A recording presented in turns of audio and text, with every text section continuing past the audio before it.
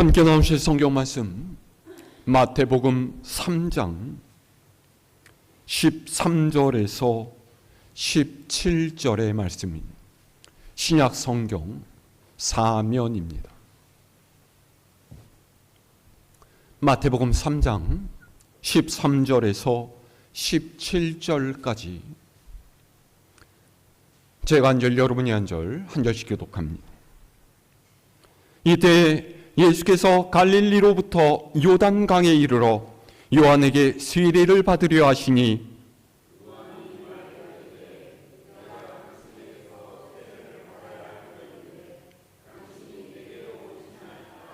예수께서 대답하여 이르시되 이제 허락하라. 우리가 이와 같이 하여 모든 의를 이루는 것이 합당하니라 하시니 이에 요한이 허락하는지라.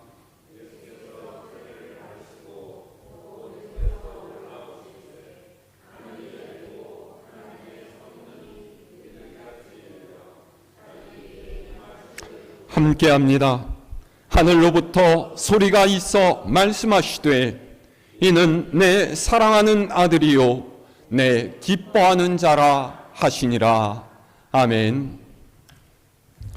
할렐루야. 날씨가 너무 덥죠? 안 그러십니까? 제가 보통 목양실에 있는데요, 작년까지만 해도 교회 1층은 그래도 좀 시원했어요. 근데 요즘은 1층도 덥더라고요. 에어컨을 틀지 않으면 살 수 없는 때가 됐습니다. 어떻게 지내세요? 괜찮으십니까? 안 괜찮아요? 네. 더운 여름 건강을 잘 지키시고, 제가 말씀드렸죠? 제가 없는 동안 아프시지 말아야 돼요. 제가 김만자 권사님한테 병원에 신방을 가서 그랬어요.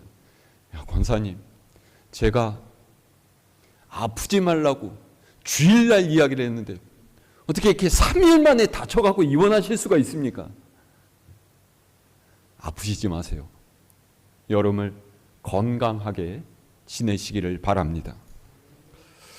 아마 보신 분이 꽤 많으시리라 생각하는데요, 2009년에 극장에서 개봉되어서 지금까지 모두 3편의 시리즈로 제작이 됐고요, 전 세계적으로 엄청난 관객을 동원한 아바타라는 영화가 있습니다.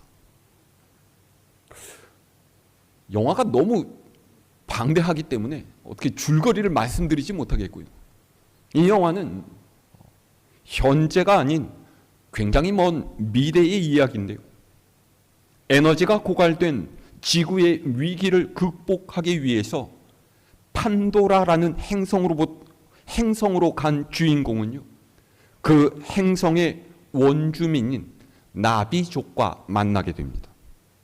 이 나비족은요, 자연과 그 속에서 살아가는 생명, 그리고 삶과 죽음까지도 모두 연결되어 있다 생각하면서 자연 친화적인 삶을 추구하는 종족이, 사냥을 해서 먹을 식량을 구할 때도 자신이 잡은 생명에게 인사를 하고 예의를 표시하는 이들이죠. 근데 이 나비족이 처음 만났을 때는요, 상대의 눈을 보면서 I see you, 나는 당신을 봅니다 라는 말로 인사를 해요. 거칠애가 아닌 진심 어린 마음을 다해서 서로를 존중하려고 하죠. 저는 이 나는 당신을 봅니다 라는 이 말이요, 굉장히 깊은 의미를 갖고 있다라고 생각을 해요. 당신을 봅니다 라는 말은요, 그저 눈으로 당신의 외모, 당신의 겉모습만을 본다라는 뜻이 아니에요. 당신의 내면과 성품으로부터 우러나오는 말과 행동을 통해서 당신이 어떤 존재인지를 알고 나와 똑같은 위치에 있는 존재로 존중하겠다라는 뜻이죠.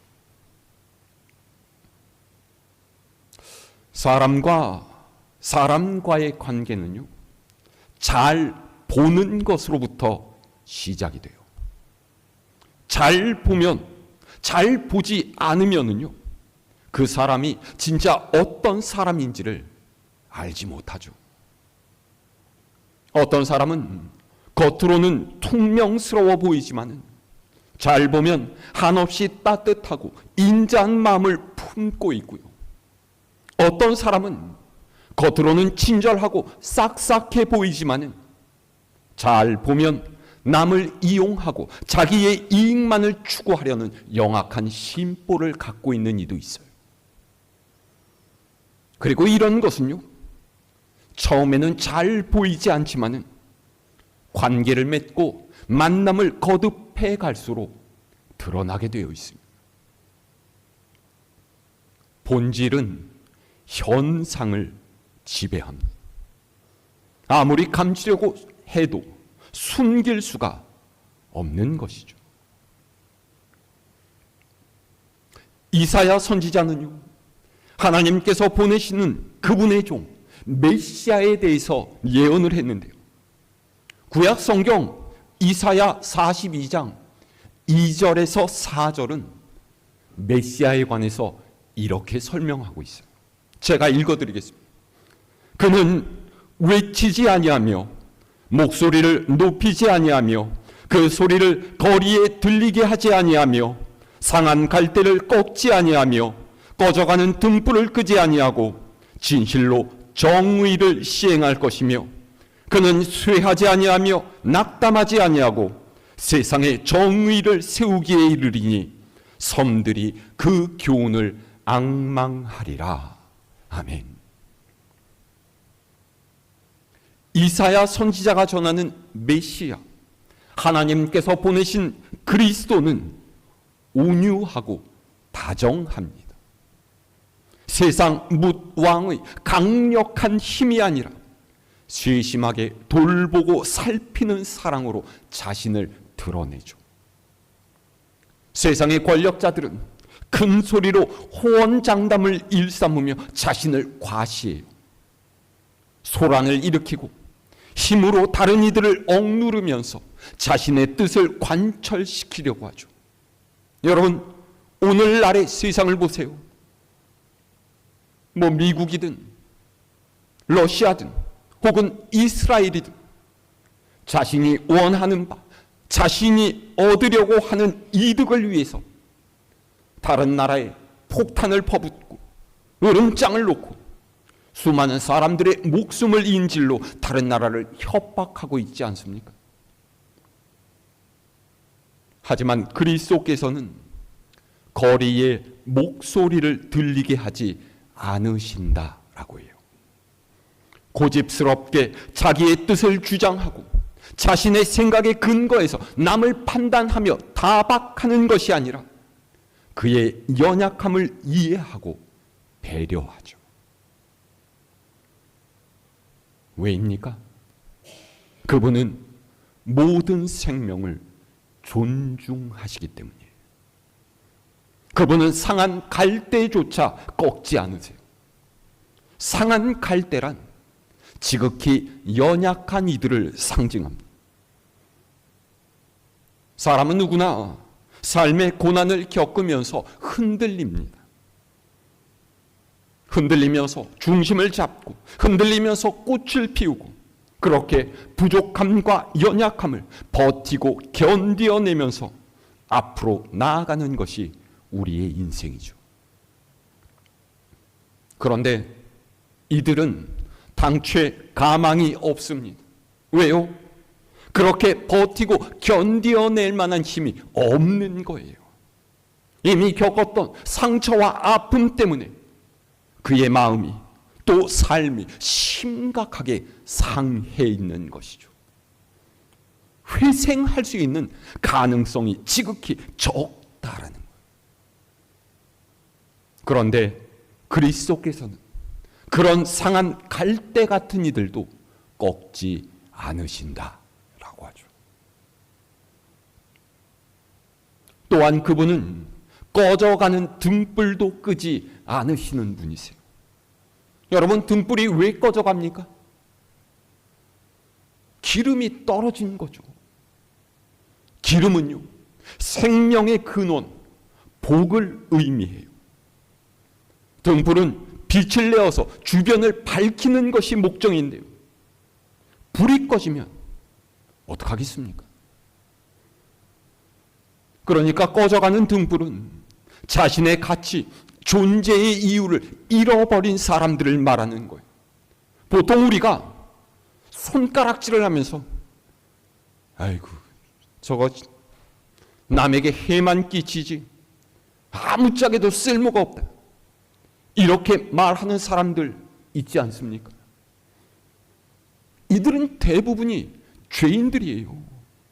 죄에 빠져서 헤어날 길을 찾지 못하고 방황하는 어둠의 사람들이죠. 세상적으로 판단할 때에는 이해할 수도 없고요, 용서할 만한 가치조차 없다라고 여겨지는 사람들이. 그런데 그리스도께서는 이런 꺼져가는 등불 같은 이들도 끄지 않으세요. 그분은 쇠하지 아니하고 낙담하지 아니하고 세상의 정의를 세우십니다. 이 하나님의 정의는요, 그분 안에서 모두가 의로워지는 정의예요. 교만한 세상의 권력자도, 죄에 빠져서 구제할 수 없는 죄인도 감싸주시고 변화시키시며 다시 살려내시는 정의죠. 그러기 위해서 그분께서는 가장 연약하고 부족한 모습으로 우리에게 오셨어요. 상한 갈대처럼, 꺼져가는 등불처럼 우리 곁에서 똑같이 살아가신 거예요. 오늘 말씀은 예수님께서 세례 요한에게 세례를 받으러 가신 장면을 그려내고 있어요. 자, 우리 13절에서 14절 말씀 다시 함께 읽어볼까요? 시작. 이때 예수께서 갈릴리로부터 요단강에 이르러 요한에게 세례를 받으려 하시니 요한이 말려 이르되 내가 당신에게서 세례를 받아야 할 터인데 당신이 내게로 오시나이까. 아멘. 요단강에서 사람들에게 세례를 주던 요한은 자기에게로 나오시는 예수님을 보고서 당황했습니다. 거룩하신 하나님의 아들, 죄가 없으신 분이 죄인들과 함께 세례를 받으러 하니까요, 어쩔 줄 몰랐던 거죠. 그래서 요한은 예수님을 말리면서 이야기합니다. 아유, 내가 주님께 세례를 받아야지. 주님께서 내게 세례를 받으려고 하십니까? 안 돼요. 세례는 자신의 죄를 고백하고 이제부터는 하나님 안에서 새로운 존재로 살아가겠다는 고백이고 다짐의 예식입니다. 그런데 죄가 없는 분이 죄인인 자기에게 세례를 받는다니요, 민망하고 송구스러워서 안 된다라고 했죠. 그런데 예수님께서는 단호하게 말씀하세요. 자, 15절 말씀 읽을까요? 시작. 예수께서 대답하여 이르시되 이제 허락하라. 우리가 이와 같이 하여 모든 의를 이루는 것이 합당하니라 하시니 이에 요한이 허락하는지라. 아멘. 예수님께서 어떻게 모든 의를 이루신다고요? 주님께서는 스스로 우리의 죄값으로 드려지는 제물이 되셨어요. 죄를 지은 우리 자신이 되어서 우리의 죄를 대신 뒤집어 쓰시고 십자가에서 죽으셨죠. 그렇게 주님께서는 우리를 살리셨어요. 그래서 예수님께서는 죄인들과 똑같이 세례를 받으시는 거예요. 본래 세례는요, 물속에 온몸이 잠겼다가 나오는 침례가 기본입니다. 물속에 완전히 잠겨 들어가는 것은요, 죽음을 뜻하는 거예요. 그래서 물에서 다시 나오는 것은 죽음에서 다시 살아나는 것을 의미하죠. 바로 부활이에요. 그래서 우리가 받는 세례는 그리스도와 함께 죽고 그리스도와 함께 부활하는 예식이에요.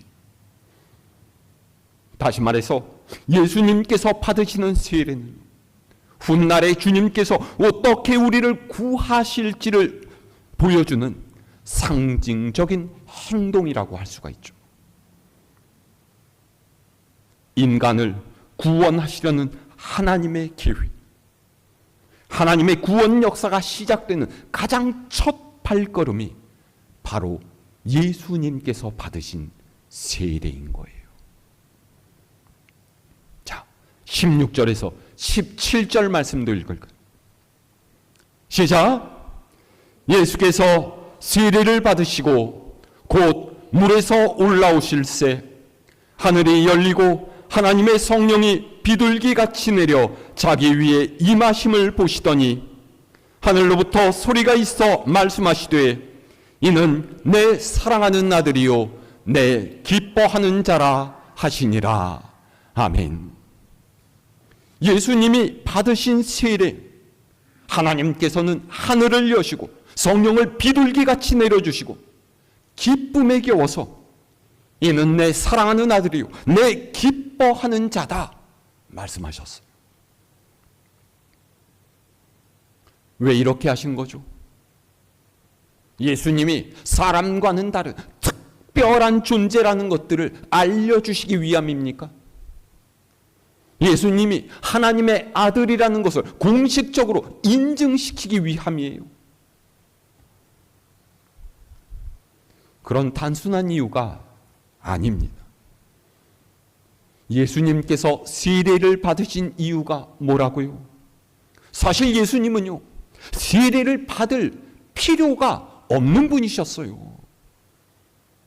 예수님이 곧 하나님이시고요, 죄가 없는 거룩한 분이신데 뭐하러 세례를 받겠습니까?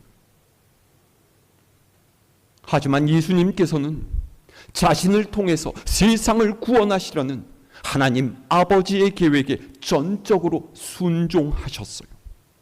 사람에게 없는 지혜와 능력을 가지셨고 하나님 나라의 왕으로 이 땅에 오셨지만은 자신의 죽음으로써 인류의 구원을 완성시키시려는 하나님의 뜻을 받아들이신 거죠. 그래서 그분은 스스로를 낮추어서 죄인들처럼 세례를 받으셨어요. 이런 예수님을 하나님께서는 기뻐하셨죠. 예수님의 세례받음은요, 스스로 자신을 하나님과 사람을 잇는 통로로 만드시고 그를 통해 구원을 이루시려는 주님의 결단을 드러낸 사건이에요. 여러분 보세요. 이 은혜가 얼마나 놀랍습니까? 세상은 너와 나를 확실하게 구별합니다. 내가 이익을 얻을 만한 일에는 길을 쓰고 끼어들고요, 내게 손해를 끼친다 싶으면 얼음처럼 차갑게 관계를 끊어내죠. 그런데 하나님께서는 그렇게 구별하지 않으세요. 오히려 내가 너고 네가 나라고 말씀하시죠. 그래서 주님께서는 죄인 같은 우리 중에 하나가 되어서 나의 죄를 뒤집어 쓰고 죽으신 것이고 다시 살아나셔서 우리로 하여금 그분 안에서 주님을 닮아가도록 하셨어요. 교회를 이루어서 성령 가운데 서로 교통하는 친밀한 관계가 되게 하셨죠. 쉽게 말하면 예수님께서는 우리에게 하나님을 나누어 주셨어요. 하나님을 받은 자마다 살아났고 회복되었고 새로워졌죠. 그리고 이 복음의 역사는 지금도 이어지고 있어요. 하나님은 영원하신 분이시죠. 2000년 전에만 우리를 사랑하신 것이 아니라 지금도 여전히 우리를 사랑하고 계셔. 그리고 주님처럼 오늘 사는 우리에게 하나님을 전하고 생명을 살리는 역사를 이어가라 말씀하십니다.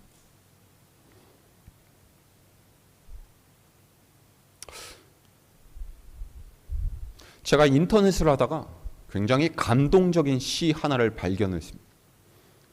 박노해 시인이 쓴 나눔의 신비라는 시, 전문을 읽어드리겠습니다. 나눔의 신비. 촛불 하나가 다른 촛불에게 불을 옮겨준다고 그 불빛이 사그라드는 것은 아니다. 벌들이 꽃에 앉아 꿀을 따간다고 그 꽃이 시들어가는 건 아니다. 내 미소를 너의 입술에 옮겨준다고 내 기쁨이 줄어드는 건 아니다. 빛은 나누어 줄수록 더 밝아지고 꽃은 꿀을 내줄수록 결실을 맺어가고 미소는 번질수록 아름답다. 자신의 것을 잃지 않으면 누구에게도 나누어 줄 수 없고 자신을 나누지 않은 사람은 시간과 함께 어둠 속으로 사라진다.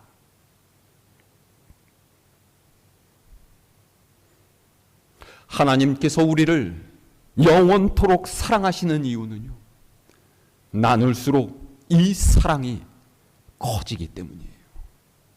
이것은 영적인 진리이고 하나님 나라의 법칙이에요. 모든 것은 하나님 안에서 이어져 있어요. 하늘도 땅도 이어져 있고 하나님과 우리 또한 이어져 있어요.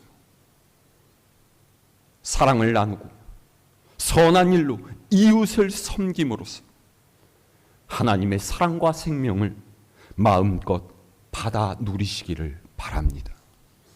하나님께서 내게 베푸신 은혜와 감사를 나누시기를 바랍니다. 그러면 나로부터 하나님의 사랑은 눈덩이처럼 커져가요. 온 세상이 하나님 안에서 충만해지는 것이죠.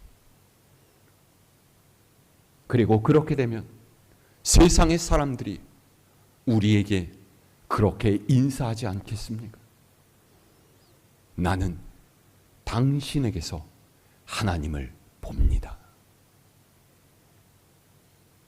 나는 당신에게서 하나님을 봅니다. 여러분, 이게 얼마나 가슴 벅찬 말입니까?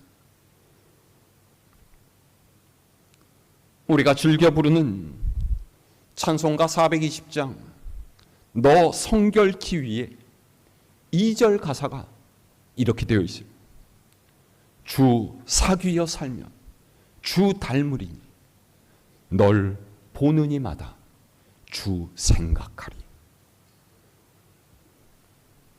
정말로 이렇게 된다면 얼마나 좋겠습니까? 오늘 우리의 모습이 하나님을 드러내는 삶이 될 수 있기를 바랍니다. 믿는 이들은 세상에 보내진 그리스도의 편지라고 사도 바울은 이야기했어요. 자신을 내어주신 주님을 본받아 그분께 받은 사랑을 전하는 여러분이 되시기를 바랍니다.